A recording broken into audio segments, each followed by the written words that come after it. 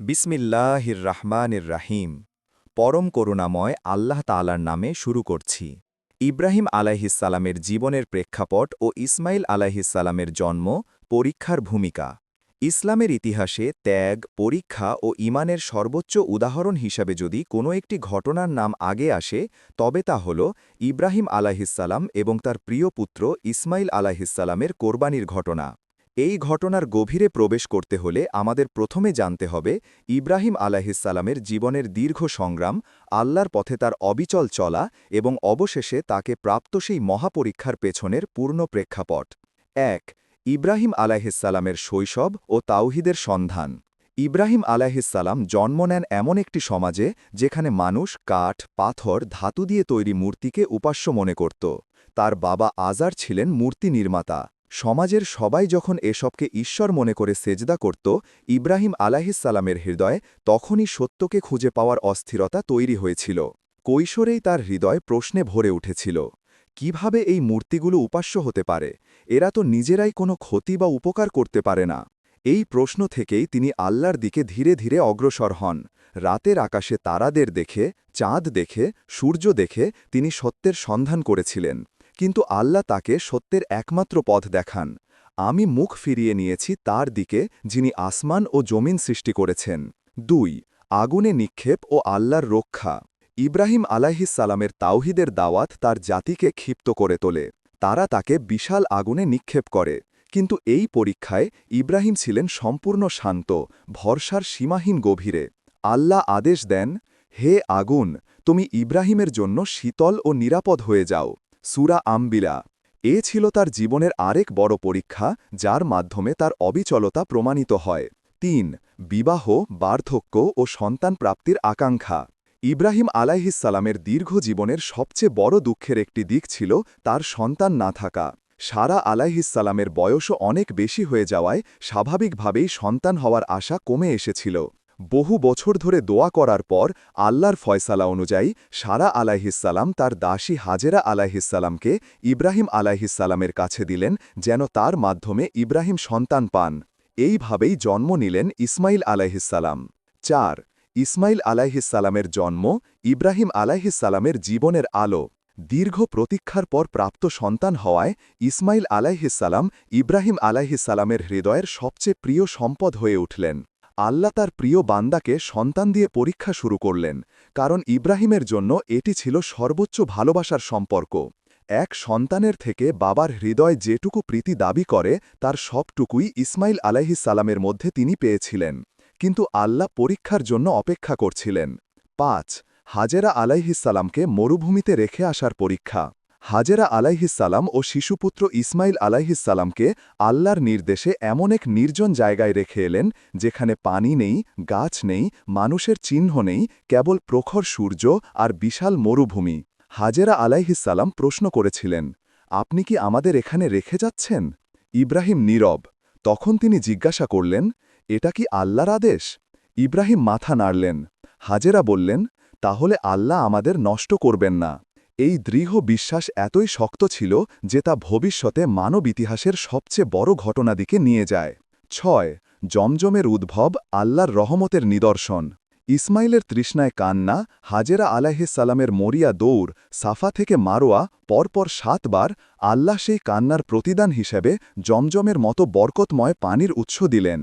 এটিও ছিল ইব্রাহিমের পরীক্ষার একটি অধ্যায়, সন্তানকে মরুভূমিতে একা রেখে যাওয়ার পর আল্লাহ কিভাবে মা ও শিশুকে রক্ষা করলেন। ৭. ইসমাইলের বেড়ে ওঠা ও আল্লাহর পরিকল্পনা চলমান। ইসমাইল ধীরে ধীরে বড় হয়ে উঠলেন সাহসী, ভদ্র, পরহেজগার, আল্লাহর আদেশ মান্য করার জন্য প্রস্তুত এক যুবক হিসাবে। তার প্রতিটি গুণ আল্লাহর পাঠানো আসন্ন পরীক্ষার পূর্ব প্রস্তুতির মতো ছিল। এভাবে ইব্রাহিম আলাইহিসসালামের জীবনে পরীক্ষার স্তর একের পর এক আসে এবং অবশেষে যখন ইসমাইল আলাইহিসসালাম সাই অর্থাৎ বাবার কাজে সাহায্য করার মতো বয়সে পৌঁছলেন, তখন শুরু হল সেই মহাপরীক্ষা যার কথা আল্লাহ কোরআনে বর্ণনা করেছেন। আমি স্বপ্নে দেখছি যে আমি তোমাকে কোরবানি করছি। এখন শুরু হচ্ছে ইতিহাসের সর্বশ্রেষ্ঠ পরীক্ষার মূল অধ্যায়। স্বপ্নে কোরবানির আদেশ, ইব্রাহিম আলাইহিসসালামের পরীক্ষা ও ইসমাইল আলাইহিসসালামের আত্মসমর্পণ। ইসমাইল আলাহিসাল্লামের জন্ম, শৈশব, মরুভূমিতে আল্লাহর রহমতে বেঁচে থাকা, জমজমের সৃষ্টি এবং ইব্রাহিম আলাহিসাল্লামের পুনরায় তাদের সাথে মিলিত হওয়া, এই সব কিছুই ছিল একটি বৃহৎ আসমানি পরিকল্পনার অংশ। এখন এসে সেই পরিকল্পনার কেন্দ্রবিন্দুতে পৌঁছালেন তারা।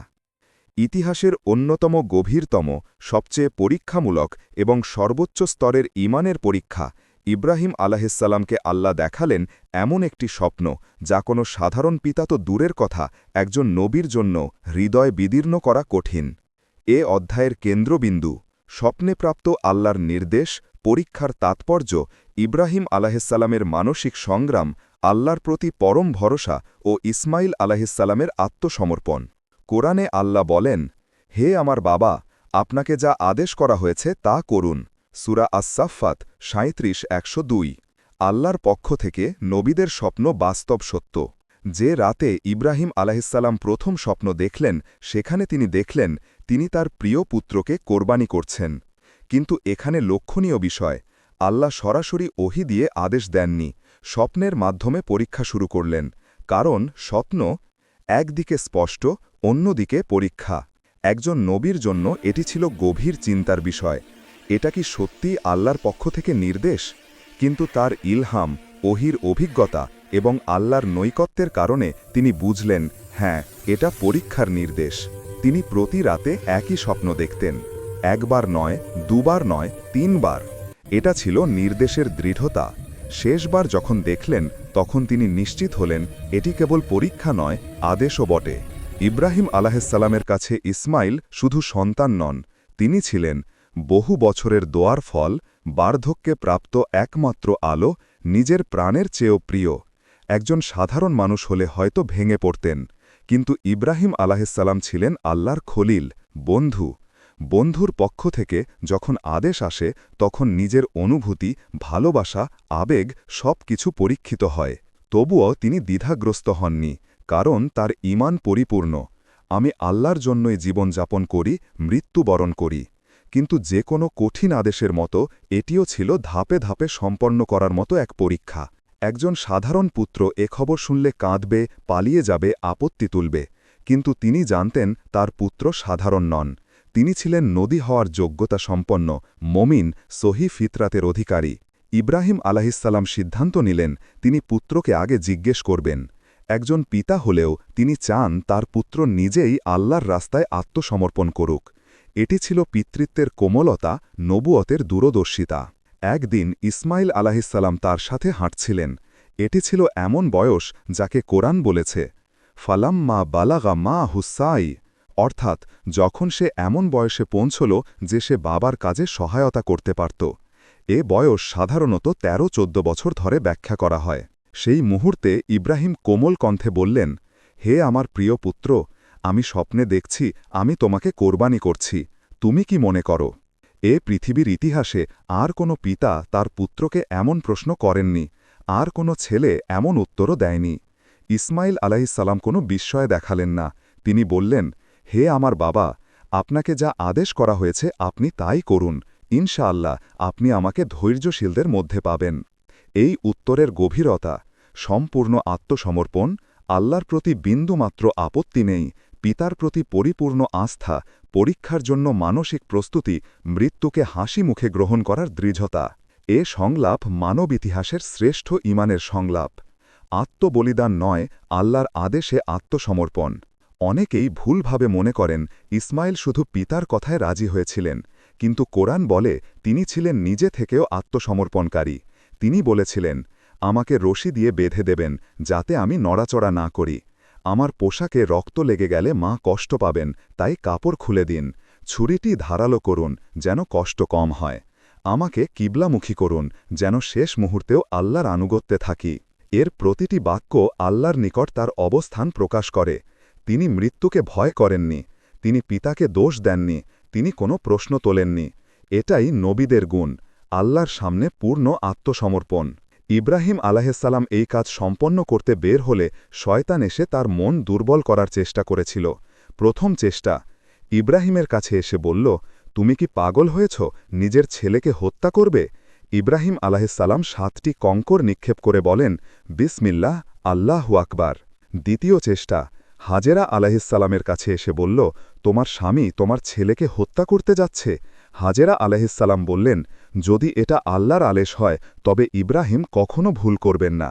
তৃতীয় চেষ্টা, ইসমাইল আলাহিসাল্লামের কাছে এসে বলল, তোমার বাবা তোমাকে জবাই করবে। ইসমাইল আলাহিসাল্লাম বললেন, যা আল্লাহর আদেশ তা থেকে আমাকে কেউ ফিরাতে পারবে না। এই 3টা স্থান আজকে মিনার 3টি জমারাত। ইব্রাহিম আলাহিসাল্লাম ও ইসমাইল মিনার পৌঁছলেন।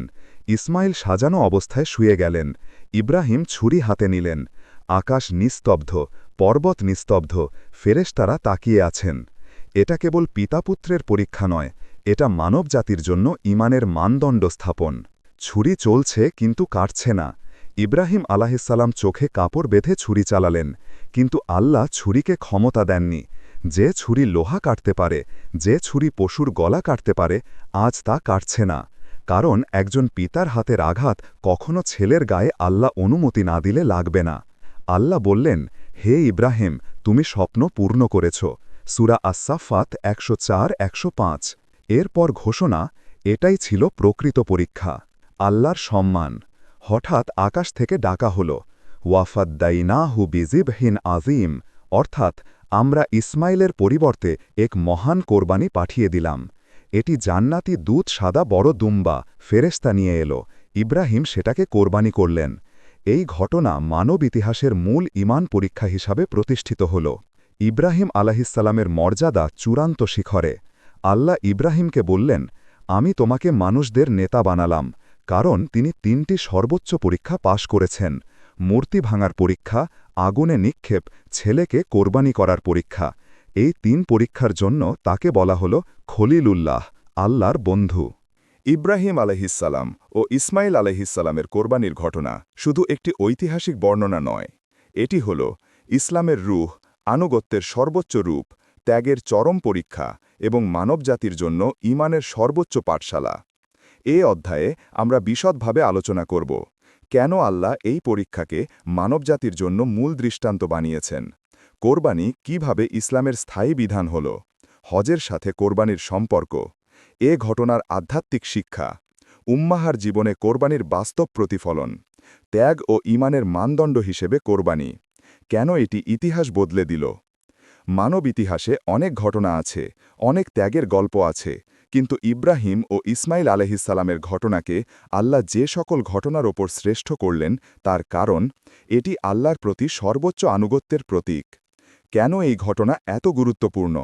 1. এটি আল্লাহর আদেশকে ভালোবাসার ওপরে স্থান দেওয়ার শিক্ষা। সন্তান হল মানুষের হৃদয়ের সবচেয়ে মূল্যবান সম্পদ। এটা শুধু স্বাভাবিক অনুভূতি নয়, মানবিক গড়নেরই অংশ। আল্লাহ পরীক্ষা করলেন, কোনটা প্রিয়, আমি নাকি তোমার প্রিয় জিনিস? ইব্রাহিম আলাইহিসসালাম প্রমাণ করলেন, আল্লাহ সবচেয়ে প্রিয়। 2. এই পরীক্ষা দেখালো ঈমান শুধু ভাষার বিষয় নয়, কাজের বিষয়।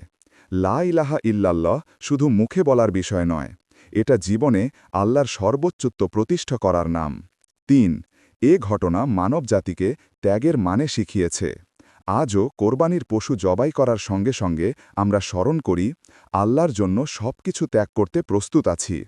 4. মুসলিম বিশ্বের ঐক্যের প্রতীক।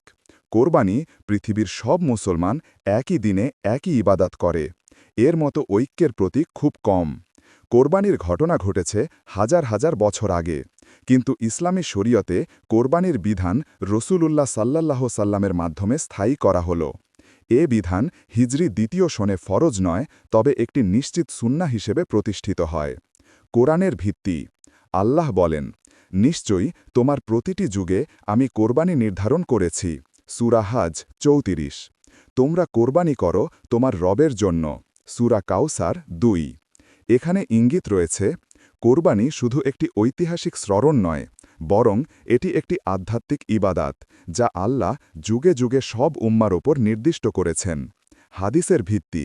রসূলুল্লাহ সাল্লাল্লাহু সাল্লাম বলেন, এ দিন ঈদুল আজহাতে মানুষের সবচেয়ে প্রিয় কাজ হল কোরবানি। তিরমিজি। আলাদা কোনো কাজ কিয়ামতের দিনে এর চেয়ে বেশি ওজন পাবে না। ইবনে মাঝা। হজের সাথে কোরবানির সম্পর্ক। হজের অন্যতম গুরুত্বপূর্ণ অংশ হল হাদ্দ, অর্থাৎ হাজিদের দ্বারা কোরবানি। এতে স্মরণ করা হয় ইব্রাহিম আলাইহিসসালামের ত্যাগ, ইসমাইল আলাইহিসসালামের আত্মসমর্পণ, আল্লাহর রহমত যখন জান্নাতি দুম্বা পাঠানো হয়।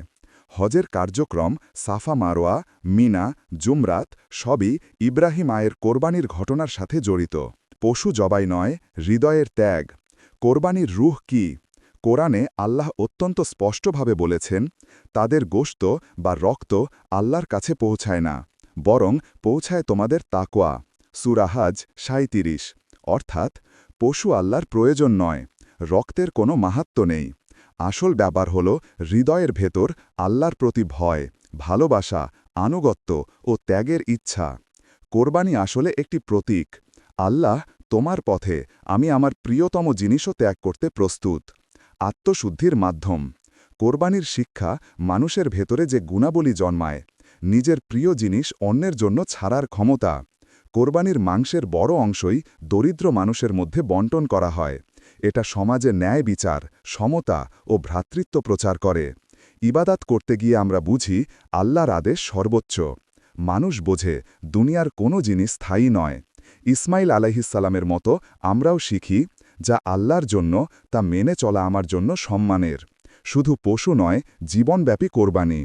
প্রতিটি যুগে একই বার্তা। ইব্রাহিম আলাইহিসসালামের পরীক্ষার শিক্ষা ১৪০০ বছর আগেও যেমন ছিল, আজও তেমনই প্রাণবন্ত।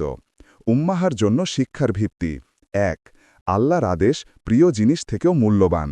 সন্তান, সম্পদ, ক্ষমতা কিছুই আল্লাহর আজ্ঞার চেয়ে বড় নয়। ২. নিয়মিত ত্যাগ ছাড়া প্রকৃত ঈমান টিকে না। ত্যাগহীন ঈমান দুর্বল। ত্যাগ ঈমানকে শক্তিশালী করে। ৩. আল্লাহর রহমত শেষ মুহূর্তে এসে যায়। ইব্রাহিম আলাইহিসসালামের ছুরি চলার পর আল্লাহ জান্নাতি কোরবানি পাঠান, অর্থাৎ পরীক্ষার শেষ প্রান্তে আল্লাহর সাহায্য আসে। ৪. ঈমান মানে শুধু কথার আনুগত্য নয়, বাস্তব আনুগত্য। ইসমাইল যা দেখিয়েছেন, আল্লাহর আদেশ মানতে হলে পুরো হৃদয়, মন, আত্মা সব কিছু সমর্পিত হতে হবে। ৫. কোরবানির শিক্ষায় পরিবার ব্যবস্থার সমন্বয়। এ পরীক্ষায় পিতা আনুগত্য দেখিয়েছেন, মাতা আস্থা দেখিয়েছেন, পুত্র আত্মসমর্পণ দেখিয়েছেন। এই তিনের সমন্বয়ে মুসলিম পরিবারের প্রকৃত রূপ। মুসলিম সভ্যতায় চিরস্থায়ী প্রভাব। আজ পৃথিবীর যে কোনো কোণে মুসলমানরা কোরবানি করলে তারা স্মরণ করে আল্লাহর প্রতি আনুগত্য, ইব্রাহিম আলাইহিসসালামের ত্যাগ, ইসমাইল আলাইহিসসালামের ধৈর্য, হাজেরা আয়ের আস্থা। তাই কোরবানি শুধু একটি উৎসব নয়, এটা একটি ইবাদাত, পরীক্ষা, ইতিহাস এবং আত্মশুদ্ধি। সামাজিক প্রভাব। দরিদ্র মানুষের মাঝে মাংস বিতরণ, সমাজে সাম্য সৃষ্টি, উদারতা, সৌহার্দ্য, পারিবারিক বন্ধন, আল্লাহর ভয়, জান্নাতের আশা সব কিছুর সমন্বয়ে কোরবানি মুসলমানদের জীবনে এক বিশেষ অবস্থানে রয়েছে। আল্লাহর নৈকট্য লাভের সোপান। ইব্রাহিম বলেন, নিশ্চয়ই আমার নামাজ, আমার কোরবানি, আমার জীবন ও মৃত্যু সবই আল্লাহর জন্য। এই আয়াত মুসলমানের পরিচয় নিশ্চিত করে। কোরবানি মানেই আল্লাহর কাছাকাছি হওয়ার উপায়। এটা একটি আধ্যাত্মিক অগ্রগতি, যেখানে মানুষ নিজের ভেতরকার অহংকার, নফস ও ভুলগুলোকে কেটে ফেলে। আল্লাহ সুবহানাহু ওয়া তাআলা যখন ইব্রাহিম আলাইহিসসালামের হাতে ইসমাইল আলাইহিসসালামকে কোরবানি করতে চাওয়ার সেই কঠিন মুহূর্তে তার আনুগত্য ও ত্যাগকে গ্রহণ করলেন, তখন পৃথিবী আকাশে যেন রহমতের আলো ছড়িয়ে পড়েছিল। আল্লাহ ঘোষণা করলেন, হে ইব্রাহিম, তুমি স্বপ্নকে সত্য করেছি। সূরা আস-সাফফাত ৩৭, ১০৪, ১০৫। এত বড় পরীক্ষা কখনো কোনো নবীর ওপর আসেনি। নিজের প্রিয় সন্তান, যার জন্য বার্ধক্যে দোয়া করেছিলেন, তাকে নিজ হাতে আল্লাহর পথে কোরবানি করা। এটি ছিল আনুগত্যের শিখর, ঈমানের সর্বোচ্চ স্থান। এবং আল্লাহ এই আনুগত্যকে পরিণত করলেন চিরস্থায়ী রীতিতে। আজ আমরা কোরবানি করি সেই ঈমানের ধারাবাহিকতা রক্ষার জন্য। প্রতীকী ত্যাগের জয়। আল্লাহ তাআলা ইসমাইল আলাইহিসসালামের জীবন রক্ষা করে তাদের দুজনের পরিবর্তে আসমান থেকে একটি বিশাল, সবল দুম্বা পাঠালেন। সেটি ছিল এক আসমানি কোরবানি, যা মানুষের ইতিহাসে প্রথম আল্লাহর পক্ষ থেকে বিকল্প কোরবানি। ইব্রাহিম আলাইহিসসালাম সেই দুম্বাটিকে জবহ করেন আল্লাহর আদেশে। এ ঘটনার মাধ্যমে কয়েকটি অসীম শিক্ষা প্রতিষ্ঠিত হয়। ১. ত্যাগই ঈমানের প্রমাণ। আল্লাহ আমাদের সম্পদ নয়, ঈমান, দেখতে চায় আনুগত্য। 2 আল্লাহ কখনও মুমিনের ত্যাগ বিফলে যেতে দেন না। যেখানে হৃদয় সঠিক, উদ্দেশ্য পরিষ্কার, সেখানে আল্লাহর রহমত নেমে আসে। 3 মানবজাতির জন্য কোরবানির সুন্নাহ। ইব্রাহিম আলাইহিসসালামের কোরবানি আজ পর্যন্ত মুসলিমদের ঈমান ও ঐক্যের প্রতীক। 3 কোরবানির পর ইব্রাহিম ইসমাইল সম্পর্ক নতুন উচ্চতায়। পরীক্ষার আগে পিতা ও পুত্রের সম্পর্ক ছিল ভালোবাসার।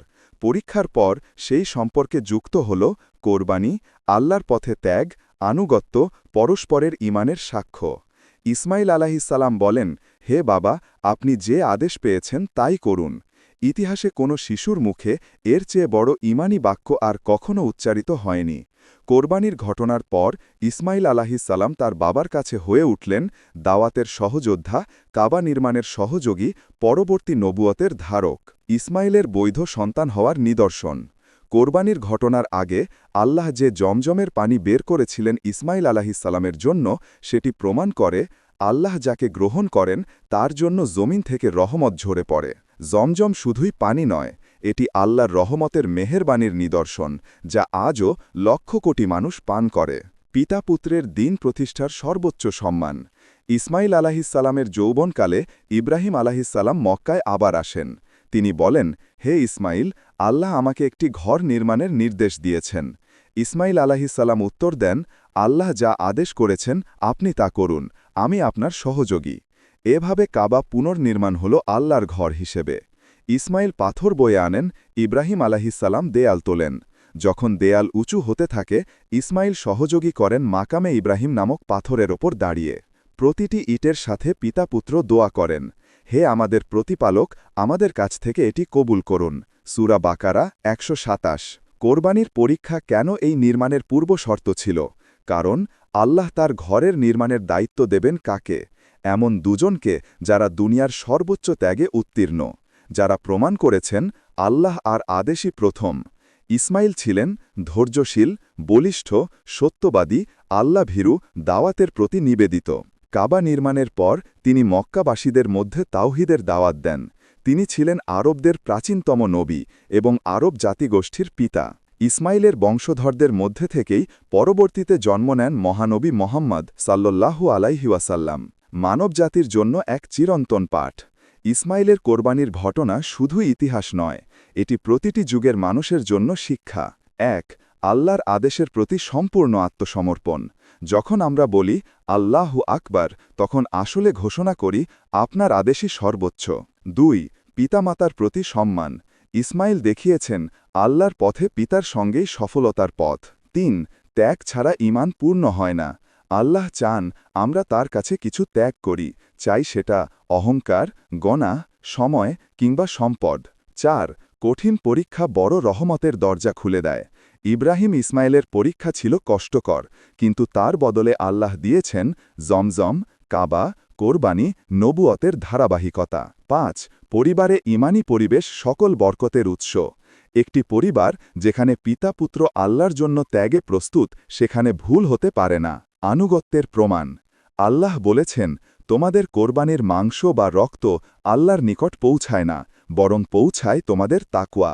সূরা হজ 37। এ আয়াত শিক্ষা দেয় কোরবানি হল অভ্যন্তরীণ পরিবর্তনের প্রক্রিয়া। আসল কোরবানি হল নিজের গোনাহ, কামনা, অহংকার, খারাপ অভ্যাস এগুলোকে আল্লাহর পথে ত্যাগ করা। যে ব্যক্তি অন্তরে ত্যাগী নয়, বাহ্যিক কোরবানি নিছক আচার হয়ে যায়। আল্লাহর পক্ষ থেকে 4টি অনন্য উপহার। 1 স্বপ্নকে বাস্তবে প্রমাণের সুযোগ। 2 কোরবানির কেন্দ্রবিন্দু হিসেবে চিরস্থায়ী মর্যাদা। 3 আরবদের জনক হওয়ার সম্মান। 4 কাবা নির্মাণে অংশগ্রহণ। 5 তার বংশধরদের মধ্যে শেষ নবী। এই 5টি সম্মান পৃথিবীর আর কোনো মানব কখনো লাভ করেনি। ইব্রাহিম আলাইহিসসালাম, হাজেরা আলাইহিসসালাম, ইসমাইল আলাইহিসসালাম, এই 3 জনের পরিবার মানবজাতির ইতিহাসে ঈমান ও ত্যাগের সর্বোচ্চ দৃষ্টি হিসেবে রয়ে গেলেন। এই পরিবার আমাদের শেখায় আল্লাহর জন্য কাঁদো, আল্লাহর জন্য ছাড়ো, আল্লাহর জন্য দাও, আল্লাহর জন্য সহ্য করো। তাহলে আল্লাহ মানুষের জন্য এমন দরজা খুলবেন যা কেউ কল্পনাও করে না। সমাপ্তি। কোরবানি হল আত্মাকে নির্মল করার পথ। ইসমাইল আলাইহিসসালামের কোরবানির ঘটনা আমাদের বলে, অহংকার ভাঙো, গোনাহ ত্যাগ করো, নফসকে মেরে ফেলো, আল্লাহর পথে সর্বোচ্চ ত্যাগ করো, কারণ আল্লাহ সেই ত্যাগকে কখনো বৃথা যেতে দেন না। এটি শুধু একটি অতীত ঘটনা নয়, এটি প্রতিদিনের জীবনের এজেন্ডা। প্রিয় দর্শক, আপনি যদি এই ধরনের ঐতিহাসিক ও শিক্ষণীয় কাহিনী শুনতে ভালোবাসেন, তাহলে অনুগ্রহ করে আমাদের চ্যানেলটি সাবস্ক্রাইব করুন এবং নোটিফিকেশন বেল আইকনটি অন করে রাখুন। আল্লাহ হাফেজ।